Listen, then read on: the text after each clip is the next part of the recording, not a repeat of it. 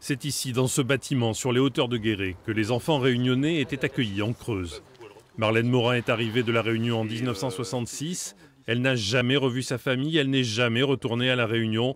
Elle n'a pas osé raconter son histoire à ses enfants pendant des années. Sur mon dossier, que j'ai récupéré il y a très peu de temps, en 2014, il y avait 2 ans, j'ai vu que j'ai été transplanté. Vous savez-vous quand même qu'on nous transplante? C'est un mot fort, très fort. Avec une cinquantaine d'autres pupilles, Marlène Morin voulait être entendue par la commission gouvernementale. Une réunion à huis clos mais fructueuse qui a permis de faire émerger de nouvelles revendications. La demande de mémoire pour les enfants et les petits-enfants. C'est quelque chose qui est ressorti, que je mesurais moins jusqu'alors.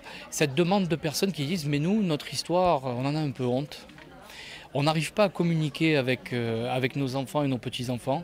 Est-ce que la commission peut faire ce travail de mémoire? C'est vrai que j'étais très proche de mon père, mais il ne montrait pas en fait qu'il souffrait de ça.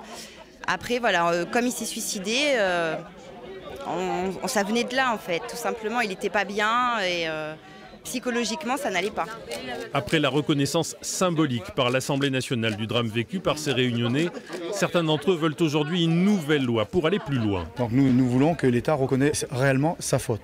Et dans cette proposition de loi, c'est sur ce texte que nous allons travailler pour obliger l'État en fait à prendre en compte la notion de réparation qui est dans toutes les revendications. Sur la base du travail de la commission, la ministre des Outre-mer devrait proposer des premières mesures dans les semaines qui viennent.